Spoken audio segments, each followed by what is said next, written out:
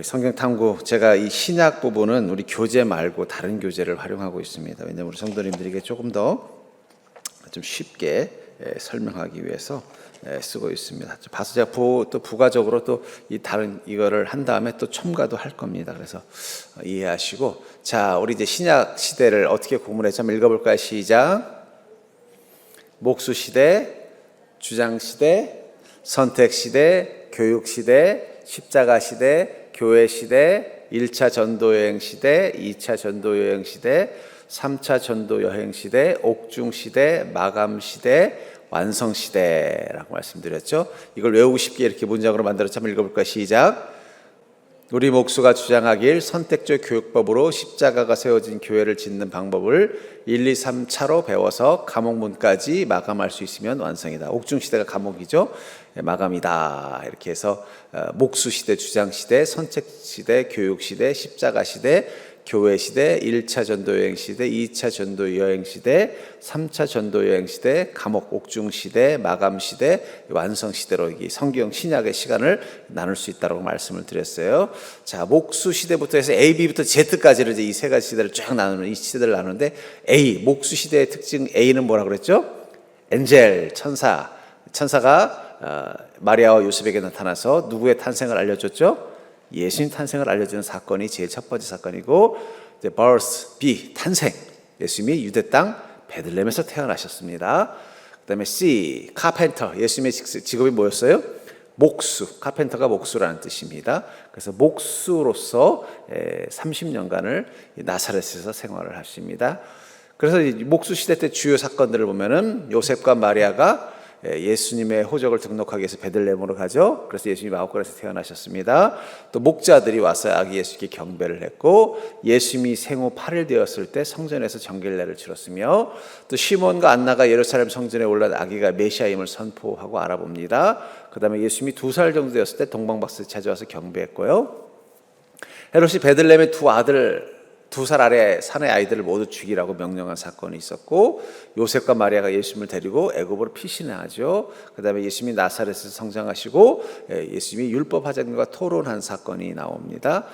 여기까지가 이제 목수 시대에 들어가는, 예수님이 이제 소위 말하는 공생의 그리스도로서의 역할을 하기 이전에 그냥 평범한 한 인간으로서의 삶을 살 때 시대를 이 목수 시대라는 단어 속에서 표현하고 있는 겁니다. 여러분들 그 예수님의 세계라는 영화를 보셨으니까 아마 잘 이해하고 있을까요? 그 다음에 주장 시대로 들어간다고 말씀드렸죠. 목수 시대 다음에 주장 시대인데, A, B, C가 이제 카펜터 목수까지 왔으면 D는 뭐예요? 도브, 비둘기를 도브라고 합니다. 예수님이 요단강에서 침례를 받으실 때 성령님이 비둘기같이 임했다 해서 이 도브, 비둘기 주장 시대고, 그 다음에 DE, 에너미. 예수님께서 누구에게 시험을 받았어요? 사탄을 적, 에너미라고 표현하면 사탄에게서 시험을 받았다라고 말씀을 드렸어요. F, 그 다음에 시험 받으신 다음에 예수님이 어떻게 하셨어요? 팔로워라는 건 따르는 자들이라는 뜻이에요. 예수님께서 12제자를 부르셨기 때문에 예수님이 12제자를 부르신 사건을 F, 팔로워라는 단어를 쓰고 있고, G, 게스트. 예수님께서 어디에 손님으로 초청되어 갔어요? 가나 혼인잔치에 초청되어서 가셔서 처음으로 이적을 행하신 사건입니다. 바로 물을 포도주로 바꾸신 사건이죠.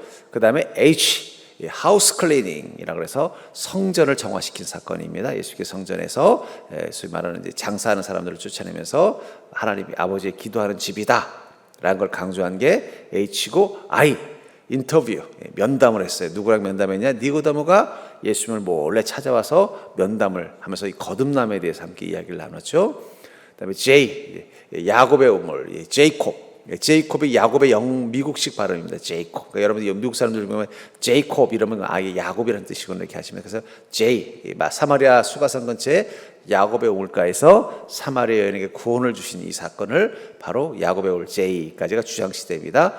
그럼 이제 주장시대 때 주요 사건들, 첫 번째는 침례 요한이 유대인들에게 회개를 촉구한 게 첫 번째 사건이고, 예수님께서 요단강에서 침례를 받으신 게 두 번째 사건이며, 예수님이 광야에서 사탄에게 시험을 받으신 사건, 그다음에 예수님이 나다니엘이 무화과 나무 아래 있음을 보신 사건, 예수님이 4명의 어부를 불러서 따르게 한 사건, 12제자 이름을 외우는 방법 어떻게 가르쳤죠?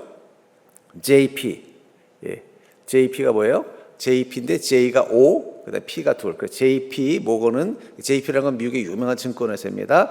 거기는 1052번가에 있다 해서 J가 5, P가 둘, MANST. 이 스트리트를 ST라고 표시하거든요. 그래서 J 5명이 누구예요? 야고보 2명, 요한, 그다음에 유다 2명. 그래서 5명의 J예요. 그러니까 야고보가 2명이고, 그다음에 요한이 1명이고, 그다음에 유다가 2명입니다. 그래서 예수님의 제자 중에는 이 J로 시작되는 사람이 5명이고, 그다음에 P로 시작되는 2명, 베드로와 피터, 빌립을 피터라고 영어로는 피터라고 그러니까 피터라는 말이 미국식 발음이고 빌립을 피터라고 합니다. 페트로는 베드로를 말하는 것이고 그래서 P가 2명이라는 거죠. 그다음에 MAN 만 해서 M은 누구예요? 마태, A는 안드레, N은 나다니엘이고 그다음에 ST, S는 시몬, T는 도마를 미국식 발음으로 토마스라고 그러면 토마스. 아이들 좋아하는 동화 중에 토마스의 기차 있잖아요. 토마스가 도마라는 뜻이에요. 그래서 이렇게 외우시면 편리하다고 말씀을 드렸어요. 또 예수님께서 이제 어부들을 부르시고 또 예수님이 세관에 앉아있던 마태를 부르셨죠. 그 다음에 예수님이 공생의 첫 번째 이적으로 가나 혼인잔치에서 물을 포도주로 만드셨으며 예수님이 성전에서 장상꾼들을 내쫓으신 하우스 클리닝을 하셨다라고 말씀을 드렸어요. 그 다음에 예수님이 니고데모에게 거듭남에 대해서 가르쳐 주셨고 예수님이 수가성 근처 우물가에서 사마리아 여자에게 진정한 생수를 소개하셨다. 이 부분은 제가 한번 정리를 해서 여러분들에게 유인물로 나눠드릴게요. 자, 이제 목수시대 아까도 다시 한번 정리해 볼까요? A, 천사들. 천사하면 뭐가 떠올라요? 예수님의 탄생을 알린 거. B, birth, 탄생. 누가 탄생하셨어요? 예수님이 탄생하셨죠. 어디에서? 베들레헴에서. C, 카펜터. 누가 카펜터 목수예요? 예수님이 어디서? 나사렛에서 30년간 목수로 사셨습니다. D, 도브. 비둘기가 언제 나타났어요? 예수님이 침례 받았을 때 성령님이 비둘기같이 임했다고 말하고 있죠. E, 에너미, 원수. 누구의 원수예요? 예수님의 원수가 예수님을 광야에서 시험했죠. 사탄이 시험한 것입니다. F, 팔로워, 제자들. 예수님이 12제자들을 부르셨다라는 거예요. G, 게스트. 예수님께서 가나 혼인잔치에 손님으로 참석하셔서 물을 포도주로 바꾸셨다는 거. H, 하우스 클리닝. 예수님께서 아버지의 기도하는 집인 성전을 깨끗게 하시기 위해서 장사꾼들의 장사하는 물건들을 쫓아냈다. 그다음에 I, 인터뷰, 면담. 예수님께서 니고데모를 만나서 깊은 밤 인터뷰를 하셨다는 거죠. 그다음에 J, 제이콥스 웰, 그러니까 야곱의 우물의 뜻이에요. 예수님이 수가성 여인을 야곱의 우물가에서 만나서 그에게 복음을 전하셨다까지가 주장 시대입니다. 이제 선택 시대. 한번 따라 읽어볼까요? 시작. 예수님 편에 설 것인지 세상 편에 설 것인지 선택하라. 예수님께서 이 땅 가운데 평범한 목수를 상징하는 게 뭐예요? 평범한 한 인간으로 태어나셨어요. 예수님은 평범한 한 인간으로 태어나셨고 그리고 어떻게 해요? 예수님이 하나님이심을 주장하셨습니다. 그 다음에 어떻게 하신 거예요? 선택해라. 예수님 편에 설 건지 세상 편에 설 건지를 선택하라는 선택의 시대를 다루고 있어요. 자, 선택의 시대는 K부터 R까지입니다. K, 한번 절 따라해볼까요? K, 킨, 친척이라는 뜻이에요. L, 로케이션, 본거지라는 뜻입니다. 그 다음에 M, 메시지, N, 네이처, 자연, 어포지션이라는 말이 반대한다는 뜻이에요. 영어라서 좀 헷갈리겠지. 하여튼 뭐 그냥 알아주세요. P, 페어러블이라는 말이 비유라는 뜻이고 Q는 퀘스천, 질문이라는 뜻이고 R은 리빌레이션이라고 하고 레볼루션이라고 하는데 리빌레이션이라고 부르는 게 맞겠네. 계시라는 뜻입니다. 그래서 K부터 R까지가 이제 예수님의 선택 시대라는 거예요. 제가 왜 영어로 하냐면은 이게 영어 교재를 번역한 거다 보니까 가나다라로는 이게 번역이 안 되는 거예요. 그래서 여러분 이해하시고 하여튼 뭐 K부터 R까지 있다. 자, K 친척. 이게 무슨 얘기냐? 나사렛에서 친척과 친지들에게 자신이 메시아라고 공식적으로 밝힙니다. 근데 그때 어떻게 돼요? 예수님을 받아들이지 않죠. 나중에 받아들인 사람은 예수님, 어머님 마리아는 받아들이죠. 아마 아버지 요셉은 일찍 돌아가신 걸로 추정이 돼요. 그리고 어머니 마리아는 예수님을 메시아로 받아들이고 처음에는 동생들도 안 받아들였지만 이후에 부활하신 예수님을 보고 그의 동생 야고보가 받아들입니다. 그 야고보가 예루살렘 교회의 담임 목사가 돼요. 그래서 베드로 12제자들이 예루살렘 교회를 세웠잖아요. 가룟 유다를 빼고 그 다음에 이 예루살렘 교회 이제 실제적인 담임 목사를 누가 하냐면 야고보, 예수님의 동생 야고보가 합니다. 아마 예수님의 동생이니까 어떻게 했어요? 예수님하고 많이 닮았을 것 같아요. 그러니까 성도들이 어떻게 돼요? 동생을 보면서 부활하신 예수님을 더 연상하고, 또 중요한 건 동생 예수님이 부활하셨다고 말하면은 그건 진짜죠, 그렇죠? 제 동생이 저한테 제 동생이 와서 여러분 윤종인 목사님 부활하셨습니다 그러면 그걸 안 믿을 사람은 없잖아요. 그러니까 그게 또 확실한 증거가 됐기 때문에 예루살렘 교회 담임 목회를 하시다가 그 야고보도 순교를 당하십니다. 그러니까 선택. 근데 이제 처음에 예수님께서 나사렛에서 복음을 전할 때는 다들 예수 메시아로 받아들이지 않는 거절을 했다라는 거. 그다음에 로케이션, 본거지. 자, 이 공생의 30년 동안 가장 많이 계셨던 곳은 어디냐면 이 가버나움입니다. 가버나움. 성경에 가버나움이라는 말이 나오죠. 실제로 예수님의 비유와 이적의 80%가 이 가버나움에서요. 그러니까 사실 가버나움을 가보지 않으면 예수님의 행적을 많이 안다고 할 수가 없을 만큼 가버나움이 예수님이 가장 많이, 우리가 생각하기엔 예루살렘에 많이 계셨을 것 같지만 실제로 그렇지 않았습니다. 가버나움에 많이 계셨고 예루살렘에는 절기 때마다 한 번씩 다녀가시는 정도. 그래서 뭐 몇 번을 갔느냐, 공생의 기간 동안에 뭐 3번 갔을 수도 있고 또 한 번 갔을 수도 있고 여러 가지 논쟁이 있습니다만 아마 예수님이라면 절기를 따라갔기 때문에 적어도 3번 이상은 가지 않았을까 싶습니다. 근데 주로 많은 사역을 한 게 가버나움이라는 거예요. 근데 이 이적과 비유의 80%가 되니까 자, 이 가버나움, 그러면 이 가버나움이라는 거 어떤 곳인데 주님께서 거기서 오랫동안 머무시면서 복음을 전하셨을까? 이유를 몇 가지 보면, 첫째, 가버나움은 갈릴리 호수 북서쪽 해안에 위치한다는 거예요. 북서쪽이 어디냐면 이제 이스라엘 지도를 보시면은 맨 밑에 사해가 있고 맨 위에 갈릴리 호수가 있죠. 그 사이에 요단강이 있죠. 그 갈릴리 호수 위쪽에는 헐몬산이라는 게 있어요. 시편에 보면 헐몬산의 이슬 뭐 이런 말씀이 있을 거예요. 그 헐몬산에서 이제 거기는 높은 산이에요. 그러다 보니까 거기는 비도 많이 오고 눈이 녹으면 그 물이 갈릴리 호수를 채우고 갈릴리 호수의 물이 넘치면은 또 요단강 물이 되고 요단강 물을 따라 내려온 물은 사해를 만드는 것입니다. 그러니까 이 헐몬산이 있는 그쪽 북서쪽 위치에 있는 곳이고, 이곳은 어떤 부분이냐, 이집트와 시리아를 거쳐서 메소포타미아로 가는 중요한 국제 무역로였습니다. 예. 그러다 보니까 어떻게 돼요? 그 가버나움은 상업이 발전했어요. 거기서 마태가 세관으로 있으면서 어떻게 해요? 이제 소위 말하는 이제 이집트에서 시리아로 가는 사람들이 그쪽에서 통관세를 받는 그런 세리 역할을 하면서 예수님을 만났죠. 그러니까 가버나움은 아마 그런 어떤 무역 도시로서 발전했던 곳입니다. 어업뿐만 아니라 무역, 또 수공업. 이제 아무래도 무역이 발달하니까 어떻게 돼요?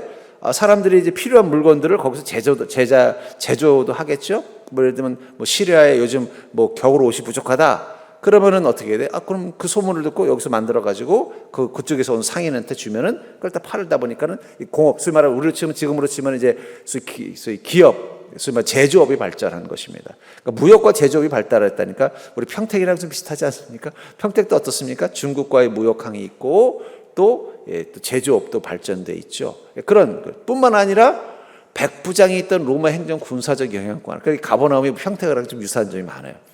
거기는 군사적으로도 중요한 지역이기 때문에 어떻게 돼요? 로마가 직접 통치를 하면서 로마 군인들을 주둔시켜 놓은 거예요. 그런데 이런 게 있잖아요. 조용한 마을에는 별로 시끄러운 일이 없어요. 근데 막 여러 인종이 몰려 있고 또 여러 가지 어떤 이해관계가 있고 막 이러면 어떻게 돼요? 다툼이 많아요. 가버나움은 그렇게 편안한 동네는 아니었습니다. 그러니까 이제 그런 여러 가지 이제 소위 말하는 복잡한 일들이 있었죠. 특별히 혼혈 인구와 헬리즘 문화의 영향이 비교적 뚜렷했다. 그러니까 거기는 막 다양한 인종들이 섞여 살았고 또 다양한 문물들이 막 들어오다 보니까 애굽의 문물도 들어오죠, 그리스의 문물도 들어오죠, 로마의 문물도 들어오죠, 또 저쪽 또 시리아나 아수르나 바빌론 문물도 들어오죠. 그러니까 막 거기는 막 문화적 다양성도 있는 거예요. 그리고 유대인, 헬라인, 로마인 등 다양한 문화적 배경의 사람이 공존했다라는 거예요. 그곳에서 주님께서는 무엇을 선포한 거예요? 유대인을 뛰어넘는 하나님의 구원 계획을 말씀하신 거예요. 그리고 오히려 그러니까 유대인들은 주로 어느 쪽에 많이 몰려 있었을까요? 이스라엘 남쪽, 예루살렘 중심으로 하는 이쪽에는 좀 더 유대인들이 많았고 이 북쪽에는요 유대인뿐만 아니라 다양한 인종들이 섞여 있었습니다. 그러다 보니까 주님께서는 그들 중에서도 어떻게 돼요? 하나님의 신앙들이 있는 것을 보고 또 그 속에서 어떤 유대인들의 믿음에 대한 문제점들을 이제 체크하면서 이야기한 사건들이 많죠. 자, 가버나움 사람들의 특징은 뭐냐? 다양한 가치관 속에 있었다는 거예요. 여러분, 이게 사람이 아까도 말했잖아요. 이게 복잡하면 우리 시대가 왜 자꾸 시끌시끌하냐면 우리가 세계화 시대가 됐잖아요. 그러니까 세계화 시대가 되다 보니까 이 나라도 가보고 저 나라도 가보고 이 나라 사람도 오고 저 나라 사람도 오다 보니까 이게 생각의 폭이 넓어졌어요. 생각의 폭이 넓어졌다는 건 장점이지만 또 단점은 뭐예요? 이 소위 말하는 가치관의 기준을 자꾸 잃어버리는 거예요. 뭐 예를 든다면은 저 어디 그 중앙아시아 쪽에 이렇게 좀 외진 곳에 있는 그런 나라들은 보면요, 그냥 늘 외부 문물하고 별로 연결이 안 돼 있으니까 어떻게 해요? 자기네들만 모여 살다 보면은 가치관이 딱 하나예요. 갈등이 없는 거예요. 근데 이제 가치관이 많아질수록 갈등이 많아지는 거예요. 왜 미국은 보면 아니 최고의 선진국인데도 맨날 시끄럽잖아요. 그렇죠? 지금도 뭐 폭동이라. 왜 그러냐면 거긴 다민족 국가이기 때문이에요. 우리는 어쨌든 한민족이라는 절대 다수의 같은 민족으로 구성되어 있잖아요. 그러니까는 민족이 같다는 건 언어도 같고 언어가 같다는 것은 가치관도 유사성이 많다는 걸 뜻하는 거예요. 근데 미국은 어떻습니까? 그냥 인종도 흑인, 백인, 또 이제 동양인들이 막 섞여 있잖아요. 섞여 있죠. 각 나라 사람들이 들어왔죠. 또 태생부터 미국에서 자라서 난 사람도 있지만 외부에서 시민권자가 돼서 들어온 사람도 많다 보니까 서로 다양한 거예요. 다양하다는 게 좋은 점도 있지만 단점은 뭐예요? 서로 생각이 달라지면 갈등이 계속 있는 거예요. 그러니까 이 가버나움은 그런 가치관이 흔들리는 곳에서 그 속에서 예수님의 복음이 전해지기 시작하는 거예요. 그럼 사람들이 어떻게 돼요? 예수님의 복음을 따를 것이냐 아닐까를 선택하게 되는 거죠. 그래서 복음을 듣고 인생의 확신을 가지고 주님과 동행하는 동역자의 삶을 산 사람도 있고, 그러니까 예수께서 그것의 복음을 전해 따른 사람도 있고 거부한 사람도 있겠죠. 자, 가버나움 사람들을 보면 삶의 목표와 인생의 문제에만 마음이 빼앗겨서 3년을 머무신 예수님을 기류에서 한 번도 만나지 못한 사람들도 있을 거예요. 우리도 그렇죠. 그러니까 여러분 가버나움에서 예수님이 80%를 계셨다고 그랬잖아요.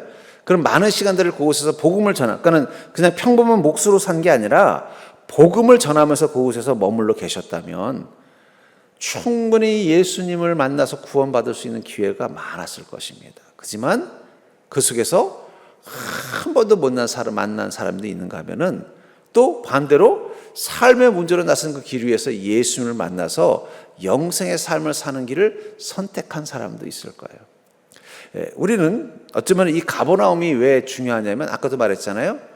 지금 이 시대랑 여러 가지로 도시 구조가 비슷해요.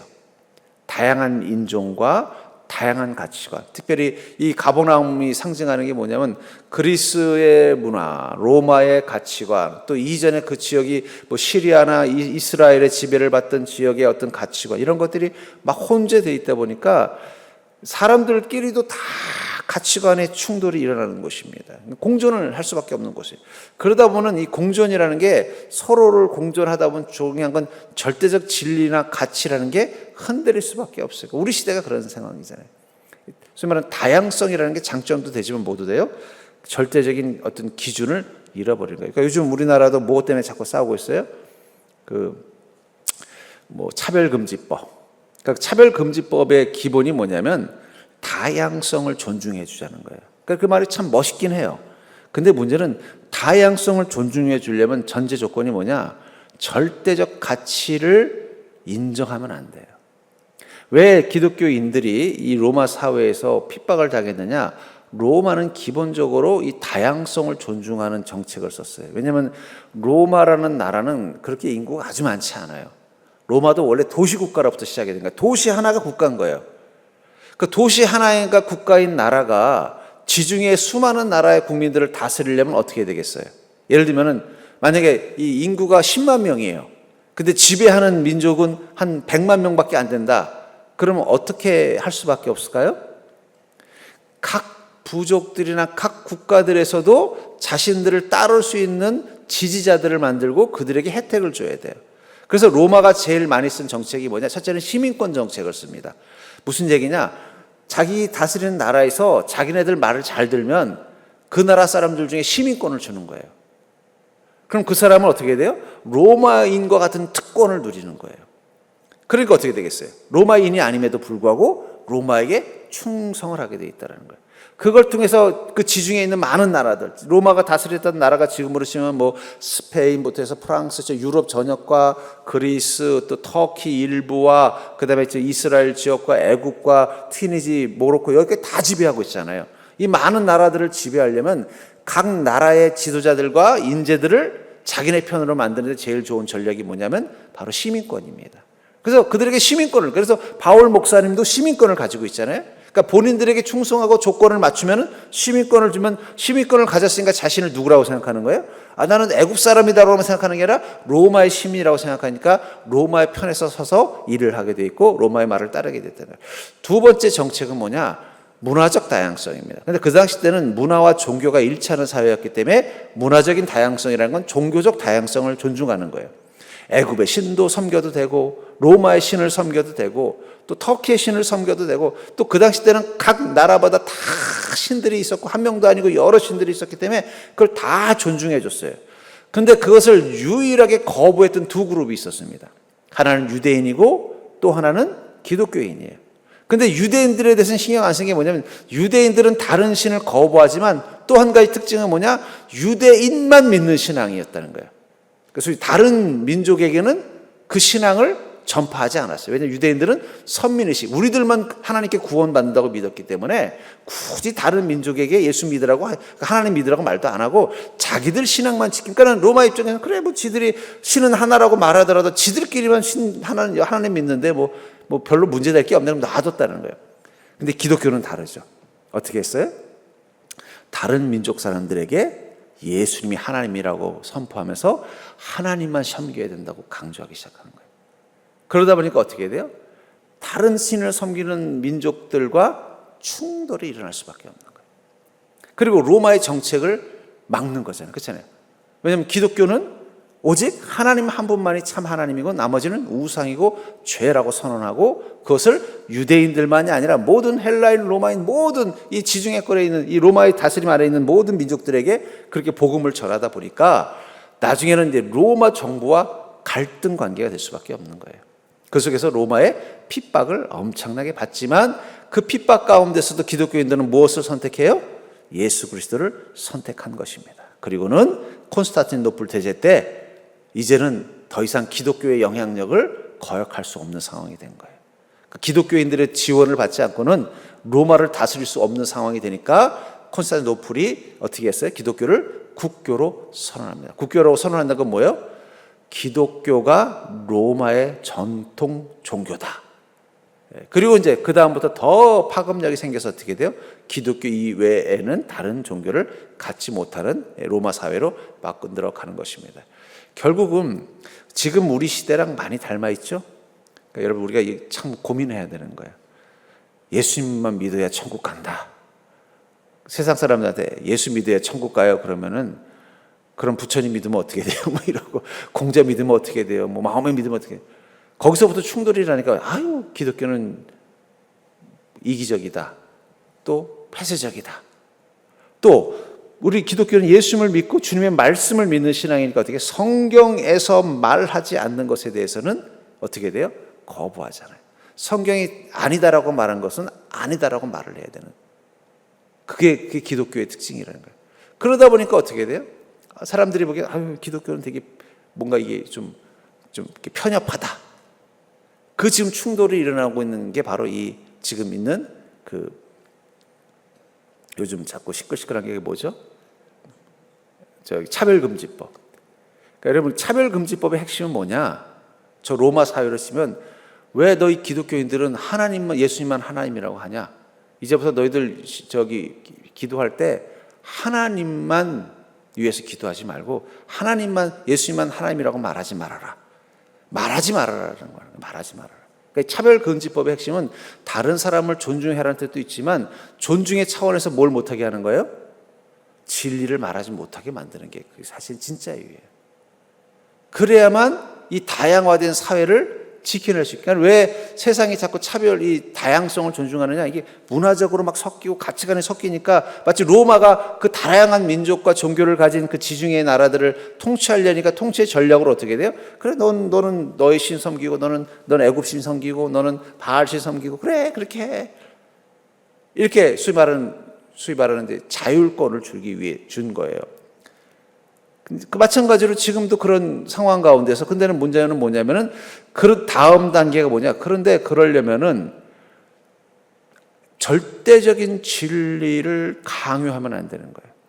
뭐 예를 든다면은 그래서 전도를 하면 안 되는 거예요. 왜냐하면 전도는 뭐예요?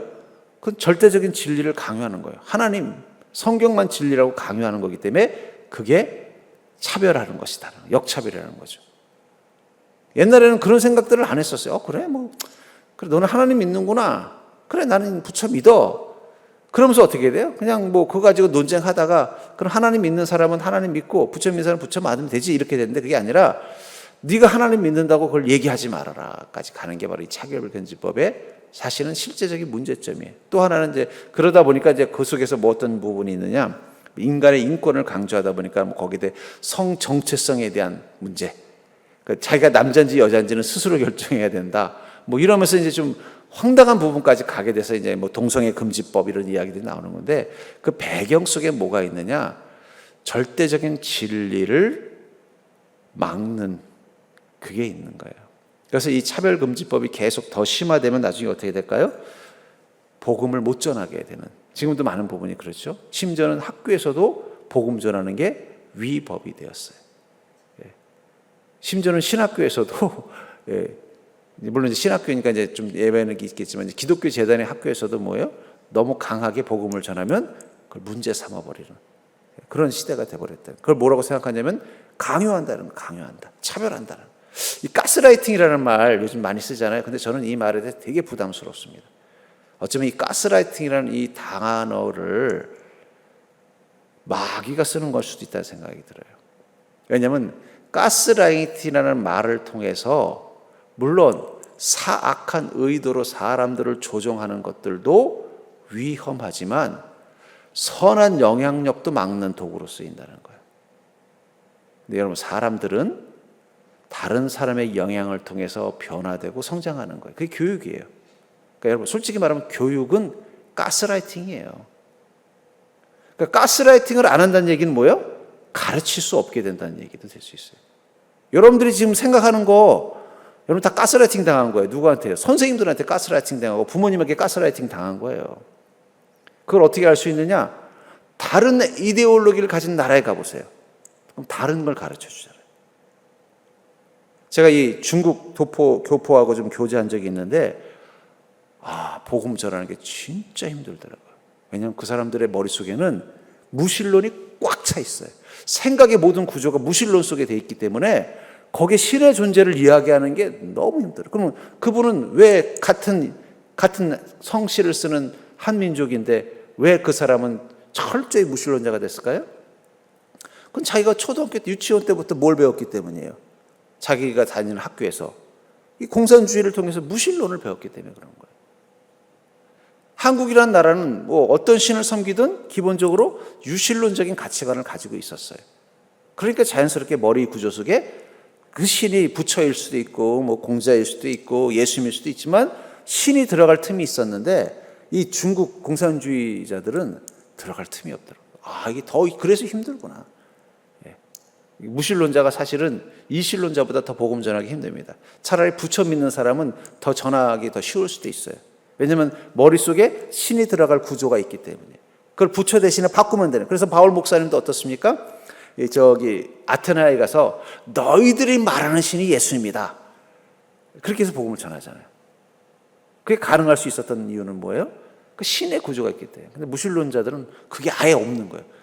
정말로. 근데 그게 왜 그렇게 됐을까요? 가스라이팅이에요. 그러니까 여러분, 교육이라는 건 가스라이팅이에요. 여러분, 제가 만약에 우리 아이를 키우면서 그래, 우리 아이의 인권과 자유를 존중하자. 그래서 어릴 때부터 너 뜨거운 물 만지지 마 이런 말 하지 않고 네가 알아서 해 그랬으면 어떻게 됐을까요? 맨날 화상, 떼찌라는 말을 옛날에 어릴 때 부모님들이 많이 해요, 안 해요? 그 떼찌도 뭘 말하는 거예요? 통제하는 거예요, 통제. 통제를 통해서 우리 아이의 가치관이 만들어지는 겁니다. 그래서 저희 아이가 어떤 행동을 할 때 보면은 부모가 했던 말, 부모가 컨트롤했던 것을 자기의 가치관으로 흡수하고 있는 거예요.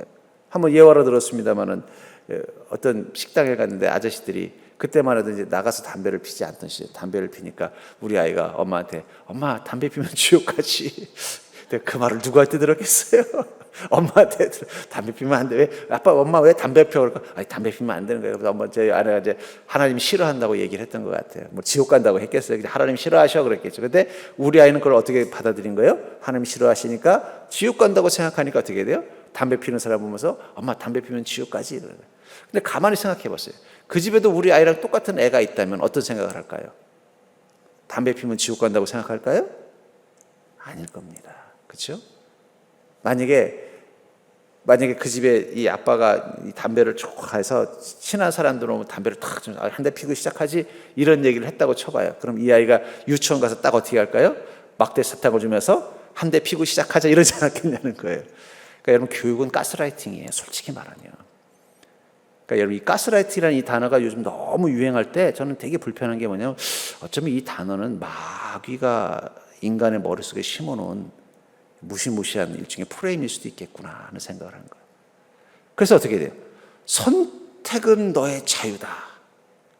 오히려 남들이 선한 거든 악한 것이든 선택을 강요하지 말아라. 근데 제가 말씀드렸잖아요. 선한 습관은 엄청나게 힘듭니다. 나쁜 습관은 노력이 필요 없어요. 어떤 의사가 그러더라고요.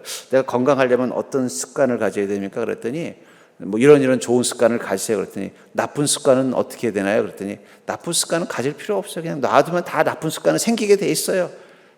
그렇잖아요. 여러분들 건강 습관을 위해서는 어떻게 해야 돼요? 담백한 거 먹어야 되고 소식해야 되고 골고루 먹어야 되고 이건 노력해야 돼요. 노력해도 안 고쳐져요. 저는 밖에 나가서 밥을 먹으면 되게 맛있게 잘 먹습니다. 이유가 뭔지 아세요?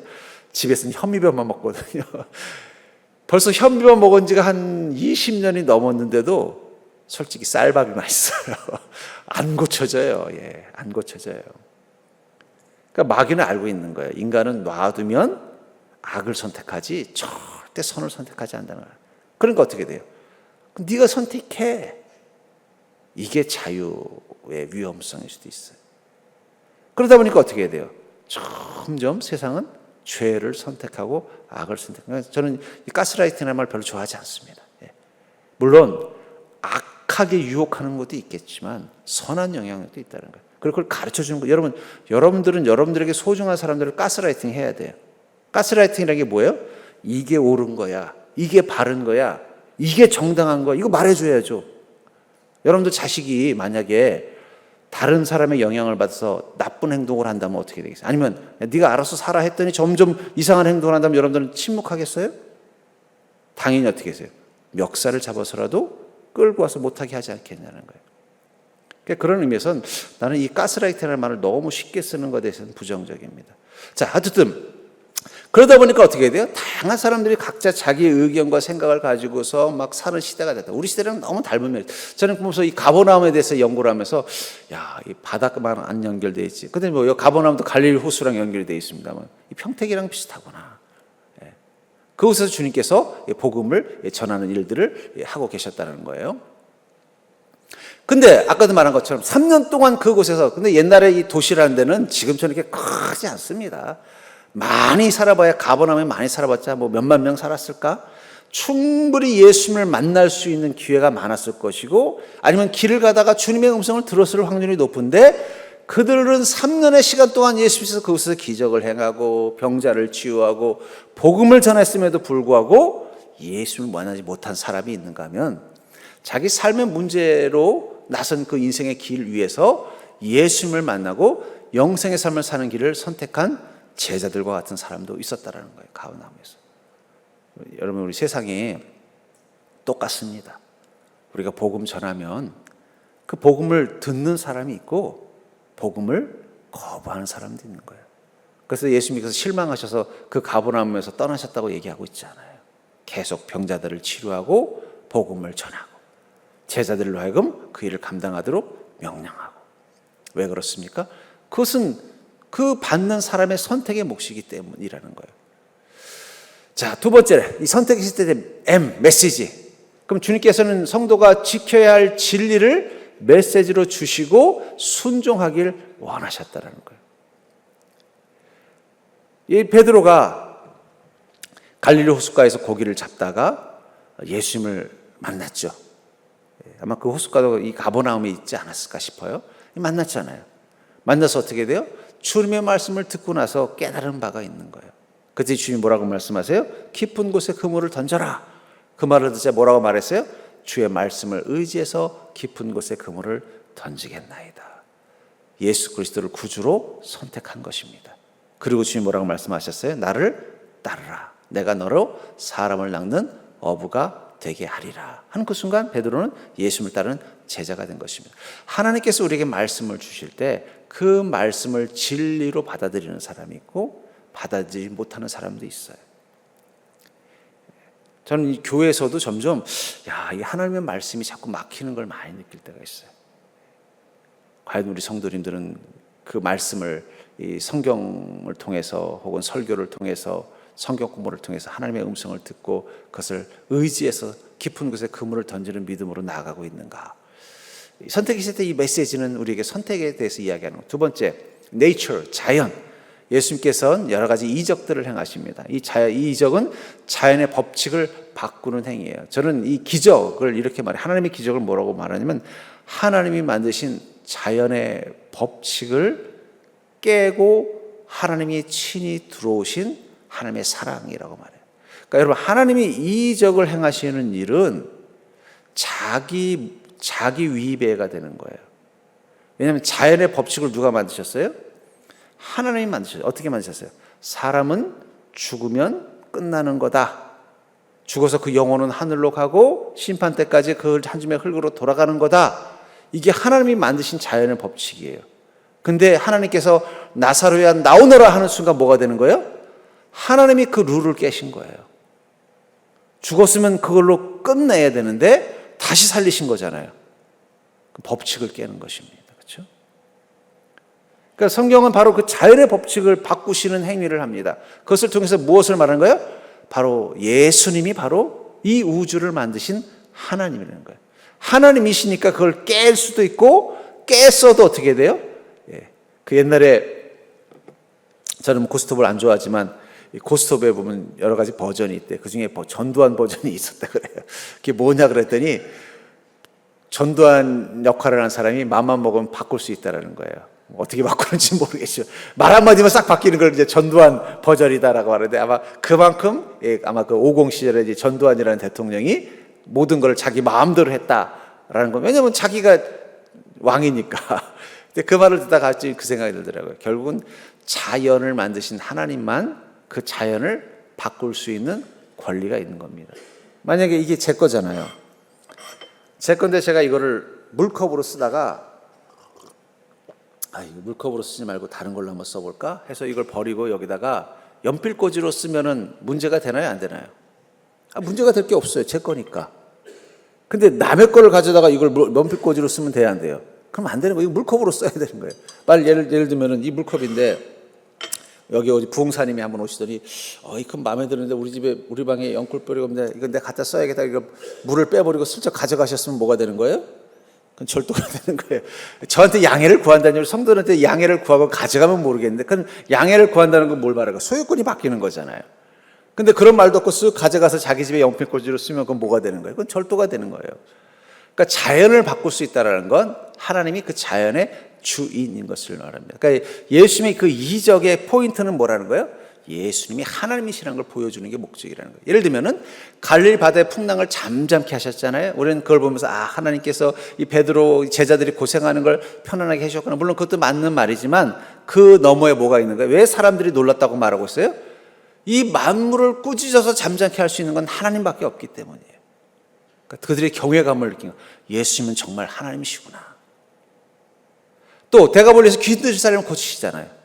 영혼의 재앙을 가진 그 영혼을 치료하시지 않습니까? 그걸 통해서 뭐예요? 악한 영들도 다스릴 수 있는 분 하나님이시죠. 그러니까 예수님이 하나님이시라는 걸 계속 강조하는 거예요.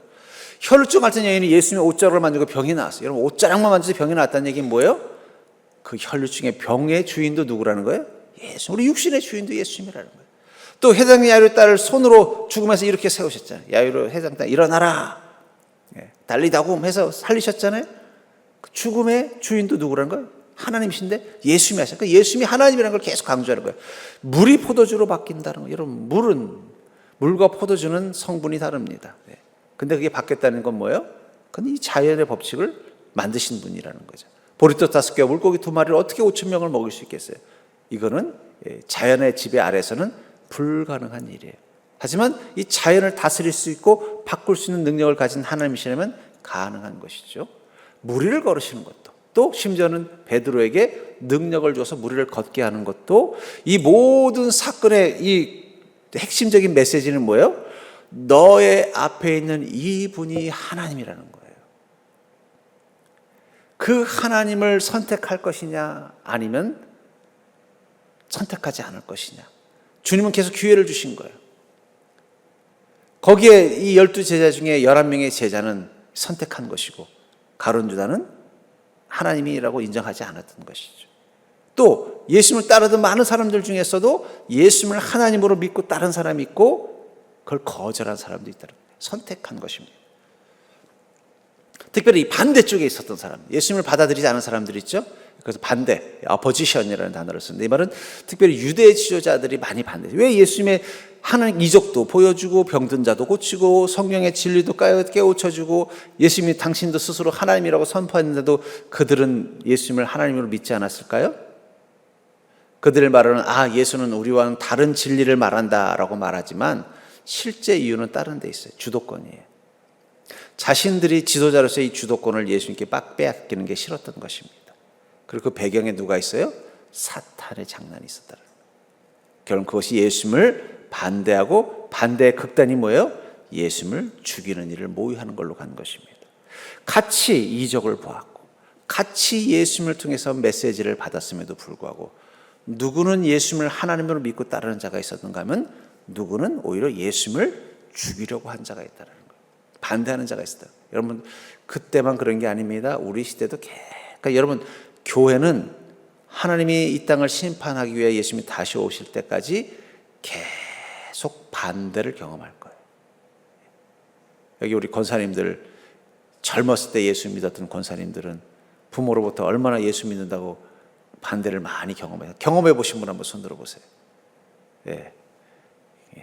저 때도 있었어요. 저 때도 몇 번 예화로 들었잖아요. 저희 교회 친한 누나가 머리 빡빡 깎여가지고 절 하나 제사 안 드린다고 머리 빡빡 깎여가지고 학교도 못 가고 막 여고생인데, 제가 여고생이 머리를 빡빡 깎았으니 참 옛날 부모님들은 참 대단했어요.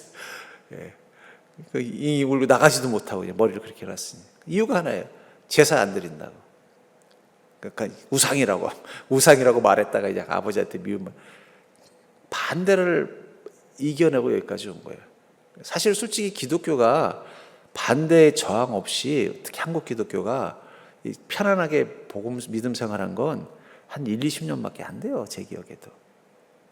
저 군대 갔을 때도 교회 다닌다고 환자 하면서 그냥 아주 괴롭히던 고참이 있었어요. 왜 그랬는지 모르겠어요. 근데 요즘 또 기독교에 대해서 너무 부정적이잖아요. 그러니까 여러분 너무 스트레스 받지 마세요. 기독교는 시작될 때부터 끊임없이 저항과 반대를 경험한 것입니다. 근데 저항과 반대를 한 게 아니라 그들이 반대쪽을 선택한 거예요. 우리는 예수님을 따르는 쪽을 선택한 거고 그 외의 사람들은 반대쪽을 선택한 거예요. 예수님을 십자가에 못 박으라고 외쳤던 군중들은 어떤 사람들이에요? 바로 예수님을 만났지만 반대쪽을 선택한 사람들이라는 거예요. 그때나 지금이나 우린 주님 앞에서 선택해야 되는 거예요. 따를 것이냐, 반대쪽에 설 것이냐. 그게 사실은 믿음의 싸움이고 영적인 싸움이에요. 자, 주님께서는 비유로 예수님이 하나님이심을 강조합니다. 비유는 진리를 받아들일 믿음이 있는 자에게는 밝히고 거부하는 자들에게는 감추는 예수님의 독특한 교수 방법이다. 저는 그런 의미에서 성경은 전부 다 parable, 비유라고 생각합니다. 그러니까 은유라는 뜻이 아니라 믿는 자의 눈에만 진리가 보이게끔 되어 있다는 거예요. 성경은 믿음을 가진 자에게만 예수 그리스도가 하나님이시라는 것을 깨닫게 해주는 능력이 있어요. 믿음이 없으면 아무리 문헌학을 공부하고 철학을 공부하고 역사와 또 이 천문학을 공부했어도 절대로 여기서 예수님이 하나님이시라는 진리를 발견할 수가 없어요. 저는 참 성경이 참 신기한 게 뭐냐면, 저는 목사잖아요. 그러니까 설교를 준비하잖아요. 설교를 준비하다 보면요, 설교에 쓰이는 본문이라는 게 그래도 제한되어져 있어요. 그렇다고 맨날 여러분들한테 요한계시록에 묵시록을 할 수는 없잖아요. 그거 했다가 여러분들 다 겁먹어가지고 괜히 그냥 스트레스 받을 것 같고. 근데 놀라운 건 뭐냐면, 같은 본문인데 또 새로운 진리가 자꾸 보이는 거예요. 이런 문장이, 이런 말이, 이런 뜻이? 설교를 준비하면서 저는 놀래요. 그래서 하나님의 말씀은 살아있다고 하는구나. 같은 본문을 가지고 설교를 해도 설교자들마다 다 바라보는 시각들이 달라요. 다른데 중요한 건 통일점이 있어요. 뭐예요? 예수님이 하나님이시라는 거예요. 예수 믿는 자는 구원받는다는 큰 통일점 안에서 이 구절을 이런 것도 보고 저런 것도 보는 거 신기합니다. 그런 의미에서 성경은 전체가 비유일 수도 있어요. 제가 말한 건 은유란 뜻이 아니라, 진리를 받아들일 믿음이 있는 자에게는 진리가 보이고 거부하는 자에게는 주님이 보이지 않는 거예요. 그러니까 여러분들, 안 믿는 사람은 이 성경책 아무리 봐도 여기 예수님 없어요. 천국 없어요. 구원의 길이 보이지 않아요. 여러분들 눈에만 보이는 겁니다. 대표적인 비유들, 씨 뿌리는 자의 비유가 있죠. 누가복음 8장 4절부터 15절에 그것은 바로 복음을 받아들일 준비가 된 마음이 있는가. 우리는 어떻습니까? 옥토에 뿌려진 자들이죠. 등경의 등불 비유. 우리는 어떤 자라는 거예요? 진리 가운데 사는 자들이다 라는 것을 비유로 말씀하고 있죠. 씨앗 비유. 심겨진 말씀이 주는 파급력. 그 말씀이 자라서 어떻게 돼요? 열매를 맺는 것. 알곡과 가라지 비유. 선한 자와 악한 자의 공정과 심판에 관한 이야기들이죠. 겨자씨 비유. 하나님의 나라의 놀라운 확장력. 작은 겨자씨 한 나라가 하나리 땅에 떨어져 썩으면 어떻게 돼요? 엄청난 60배, 100배 열매를 맺는 거예요. 누룩의 비유도 뭐예요? 확장력, 천국의 확장력과 사명자의 자세에 관한 비유들입니다. 또 밭에 감추인 보화의 비유. 구원은 세상의 재물과 비교할 수 없는 절대적인 가치이다. 이 값진 진주 비유도 그렇고 밭에 감추인 비유도 그렇고 소유를 다 팔아라는 단어가 있어요. 그러니까 여러분, 천국은 적당히 타협해서 얻을 수 있는 게 아니라 나의 모든 것을 다 걸어야만 얻을 수 있는 것이라는 게 이 비유가 가지는 의미입니다. 또 그물의 비유. 하나님의 심판의 그물로 모든 사람을 모아 의인은 구원하고 악인은 심판하실 거라는 이 그물의 비유가 있고, 그다음에 집주인의 비유. 보면은 구약의 성취와 신약의 새 것의 확장을 말씀. 이거 되게 중요한 부분입니다. 한번 마태복음 13장 51절부터 53절 한번 볼까요? 마태복음 13장 한번 성경 한번 찾아보실까요? 13장 51절에서 52절 한번 같이 읽어볼까요? 같이 읽을까요? 시작. 이 모든 것을 깨달았느냐 하시니 대답하되 그러하오이다. 예수께서 이르시되 그러므로 천국의 제자는 서기관마다 마치 새 것과 옛 것을 그 곳간에서 내오는 집주인과 같으니라. 천국의 제자된 서기관의 역할은 뭐냐면 성경을 해석하고 번역하고, 옛날에는 인쇄술이 없었기 때문에 어떻게 돼요? 성경을 손으로 직접 기록을 했어요. 그래서 성경책을 만들어냈어야 돼요. 그러니까 성경을 누구보다 제일 많이 아는 사람이 누구예요? 이 서기관이란 말이에요. 그러니까 성경을 가장 잘 아는 이 서기관, 그것도 누구예요? 하늘의 제자, 천국의 제자가 바로 예수 그리스도의 제자죠. 그런 사람들은 어떤 사람인가요? 새 것과 옛 것을 그 꼴에서 내오는 집주인과 같다. 그러니까 여러분들, 성경을 볼 때 가장 중요한 게 있습니다. 그것은 신약과 구약을 날개라고 보시면 돼요. 여러분, 새가 하늘을 날려면 날개가 몇 개가 있어야 돼요? 2개가 있어야 됩니다. 1개만 고장이 나도 어떻게 돼요? 날 수 없어요. 성경을 통해서 진리를 제대로 이해하려면 구약과 신약을 둘 다 잘 볼 수 있어야 돼요. 구약만 가지고, 예를 들면 새가 있는데 이 새가 한쪽은 참새 날개를 가지고 있고 한쪽은 독수리 날개를 가지고 있다고 한번 가정해 봅시다. 날 수 있을까요? 못 날까요? 못 날아요. 날아도 어떻게 돼요? 제대로 날지 못하고 그냥 그 자리에 빙빙 돌아 떨어질 거예요. 양쪽이 어떻게 돼요? 균형이 잡혀 있어야 돼요. 근데 이렇게 제가 보면은 목회자들은 그렇지 않은 것 같은데 이 성도들 중에는 그래서 성경을 많이 보는 분들은 한쪽으로 좀 치우쳐져 있는 경우가 많아요. 구약을 많이 파는 사람이 있고 또 신약을 너무 많이 파는 사람도 있어요. 그러면 마치 날개는 두 개가 있지만 한쪽은 독수리의 날개, 한쪽은 참새의 날개를 가진 거랑 똑같아요. 제대로 날 수가 없는 거예요. 어떻게 돼요? 둘 다 똑같아요. 둘 다 독수리의 날개가 되든 둘 다 참새의 날개. 이왕이면 독수리 날개가 되는 게 좋겠죠? 그래서 신약과 구약은 균형 있게 보는 게 좋습니다.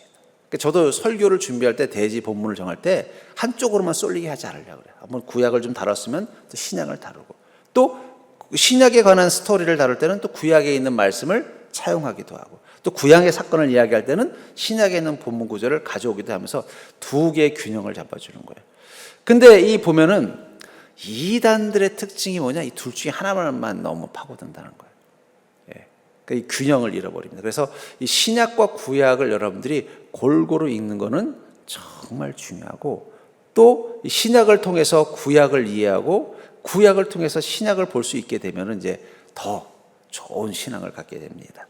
예수님도 어떻습니까? 구약을 언급하시기도 하고 또 구약은 예수님의 탄생과 예수님의 행적에 대해서 어떻게 해요? 미리 예언하잖아요. 그래서 예수님이 어떤 일을 했을 때 이것은 성경에 있는 일을 이루려 하심이다. 그걸 통해서 신약과 구약이 두 개의 날개와 같다라는 거죠.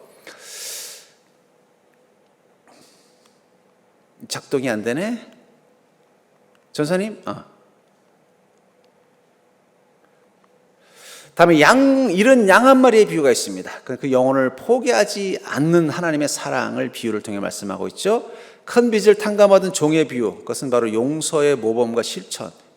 그러니까 이 큰 빚을 받은 종이 어떻습니까? 작은 빚을 지은 다른 종을 못 살게 굴다가 주인에게 혼나서 도로 그 빚을 갚아야 되는 상황에 대한 이야기를 통해서 하나님의 사랑에 관한 비유들이 나와 있죠. 그게 이제 이 비유를 통해서 뭐예요? 예수님이 하나님이시라는 거, 예수님의 진리를 예수님의 말씀 속에서 진리를 깨닫게 하는 게 비유의 역할이라면, 그 다음에 질문들. 예수께서 이제 제자들에게 이런 질문을 던져요. 너희는 나를 누구라 하느냐? 그러니까 우리가 예수 그리스도를 만나고 나서 예수님이 하나님이심을 깨닫게 되고 주님의 말씀을 통해서 진리를 깨닫게 됐을 때 주님은 우리에게 이렇게 질문을 던지십니다. 너는 나를 누구라고 생각하느냐? 결국 말씀과 이 말씀이 우리에게 주는 가장 중요한 선물은 뭐냐면 예수님이 누구인지를 제대로 알게 만들어주는 거예요. 그러니까 예수님이 누구인지를 제대로 아는 게 되게 중요한 이유가 뭘까요?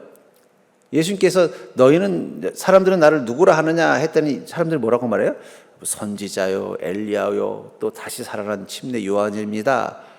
그 사람이 그렇게 말했을 때는 예수님을 누구로 대하겠어요?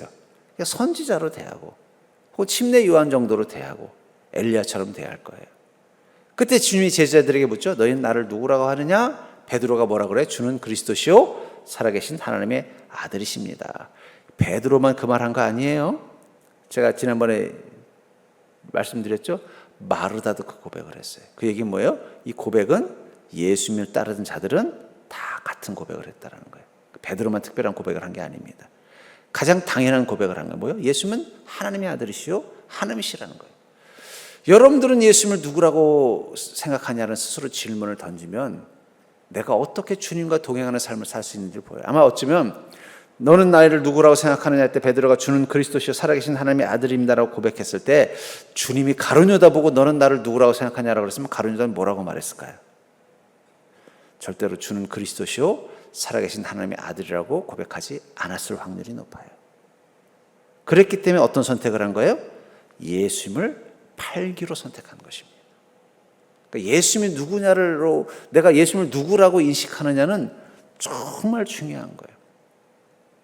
내가 주님은 그리스도시요 살아계신 하나님의 아들이시며 예수님을 믿어야만 내가 부활하고 영생을 얻고 예수 그리스도와 함께 이 땅에 하나님의 나라를 세워가는 일을 위해서 나를 부르셔서 나를 제자로 삼았다라는 이 분명한 정체성을 가지면 어떤 삶을 살 수밖에 없어요? 그렇게 살 수밖에 없는 거예요. 제가 이렇게 보면 우리 교회는 아니겠습니다만 전에 어떤 신앙의 사람들을 보면요, 특히 기도원에 가면 느끼는 게 뭐냐면 이 사람들에게 예수는 누구라고 하냐 그러면은 아마 어디 무당이 나는 예수님을 모시고 있는 무당이요라고 말하는 거랑 뭐가 다르겠어요? 실제로 예수님을 자기 신으로 모시는 무당도 있습니다. 그 진짜 예수님은 아니겠죠. 메가더 장군을 자기 신으로 모신 사람도 있고, 옛날에 보면 나는 메가더 장군을 모시고 있다고 말하는 사람도 있고, 뭐 어떤 사람은 또 어디 나는 관우를 모시고 있다고 말하는 사람도 있고, 또 제갈공명을 저 남산에 가면요, 이 몽멱산이라 남산에 가면은요, 거기 사당이 있어요. 제갈공명 사당이 있어요. 그 왜 거기 관우사당, 제갈공명 사당이에요, 관우사당인가 제가 헷갈리네. 사당이 있어요. 근데 그래서 아니 왜 그 중국 사람을 모시라고 했더니 그게 아니라 무당들이, 왜냐하면 제갈공명이 어떻게 막 신기한 이 능력을 행하니까 그 신을 섬기는 사당이 있더라고요. 그런 것처럼 여러분 무당 중에서도 예수님을 자기 신으로 섬기는 사람이 있습니다. 그럼 그 사람은 정말 예수님의 제자인가요?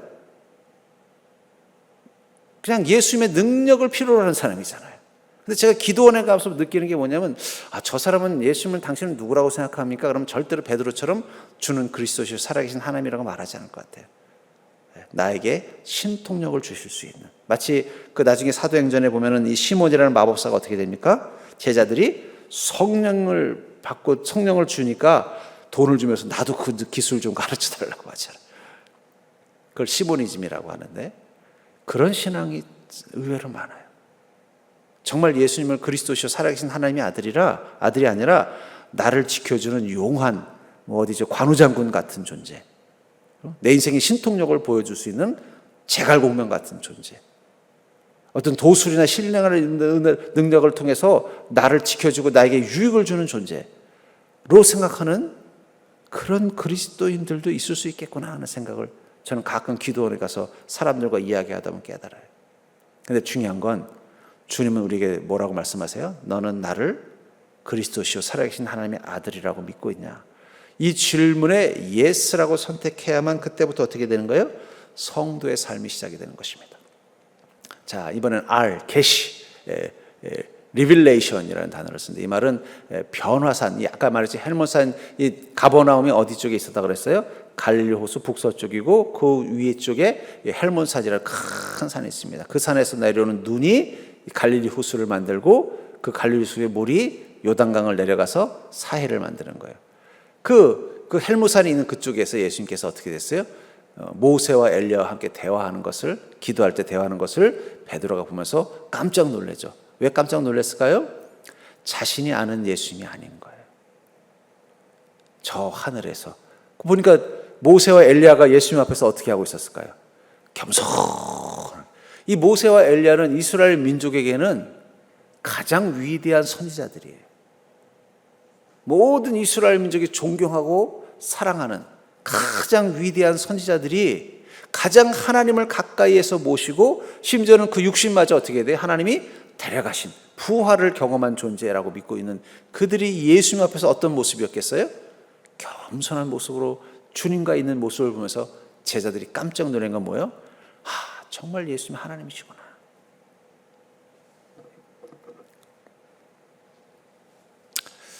자, 저는 이것을 통해서 이 선택이라는, 왜 선택의 시대라고 말했느냐?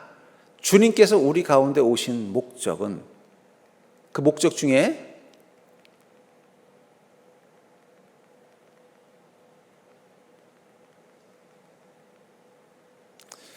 우리 가운데, 여기 친척과 친지들이란 건 어쩌면 인간의 모습으로 우리 가운데 오신 목적, 그리고 우리가 사는 이 가버나움과 같은 세상 속에서 우리와 함께 계신 목적, 교회가 저 산속이나 저 신령한 곳에 있지 않고 이 사람들이 바글바글대는 시장통 한가운데 십자가가 세워지고 사람들과 싸워가는 목적, 주님께서 우리에게 말씀을 주시는 목적, 그리고 주님께서 우리 삶 가운데 이적을 행하시고 그 이적을 보여주시는 목적, 그 속에서 우리는 주님을 따를 것이냐 반대할 것이냐를 선택할 수 있는 기회를 주는 거예요.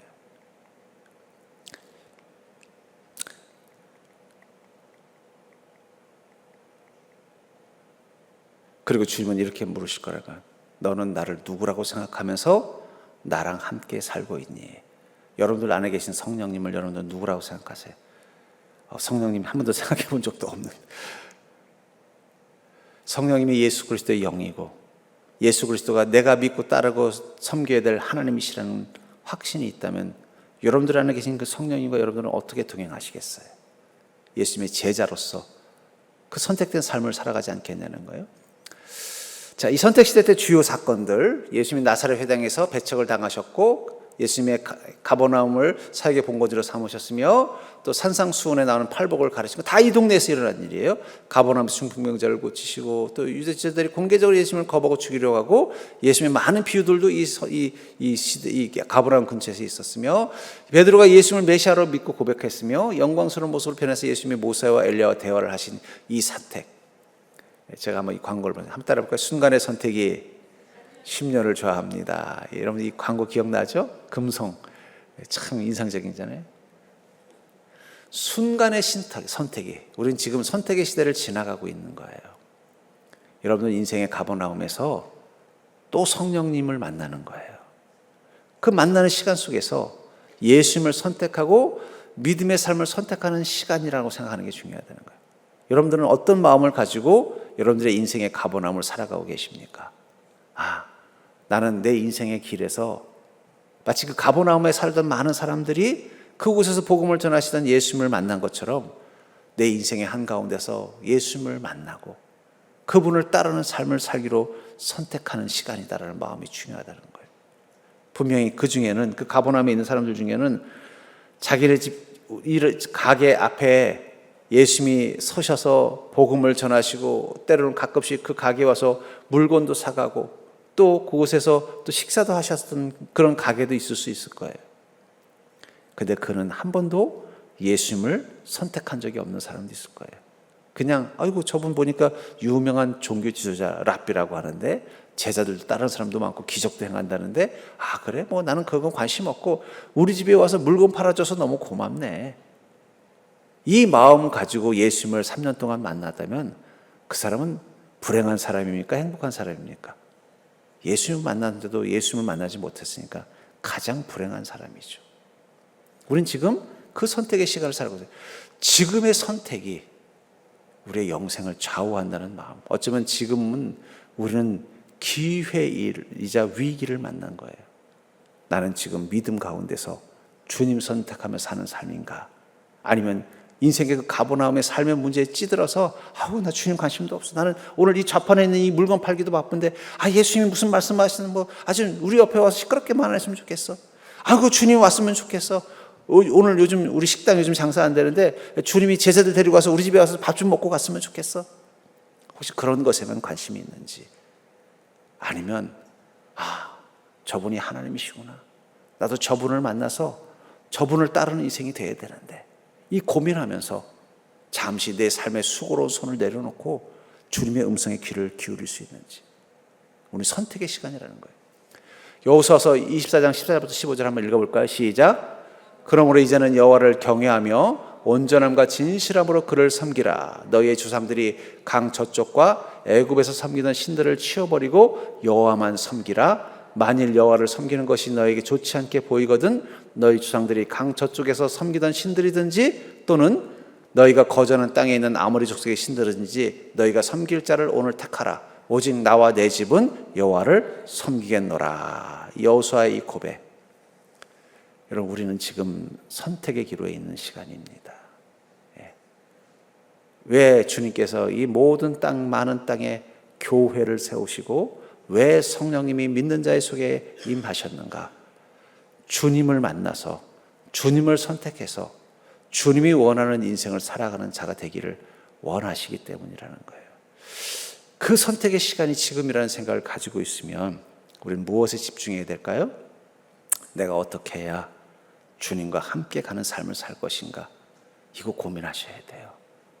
아까도 말한 것처럼 가버나움에서도 많은 사람들이 다 예수님을 선택한 것은 아닙니다. 어쩌면 예수님과 같은 공간에 있었음에도 불구하고 예수님을 선택하지 못했다는 건 그들은 지옥의 심판을 받을 수밖에 없는 존재라는 분명한 증거가 될 수도 있잖아요. 그렇잖아요. 예수님이 왔는데도 예수님 못 만났으면 그건 방법이 없는 거 아니에요. 예수님이 앞에서 하나님의 힘을 보여줬는데도 그것을 보지 못했다면 그건 방법이 없는 거예요. 선택하지 않은 사람들에겐 오히려 예수님과 같은 공간에 있었다는 게 더 비극이 될 수도 있다는 거예요. 변명거리가 없잖아요. 차라리 우리 같으면요, 제가 2000년 전에 가버나움에 살았으면 저 예수 믿었죠. 변명이라도 할 수 있는데 그 사람들은 변명할 수가 없는 거예요.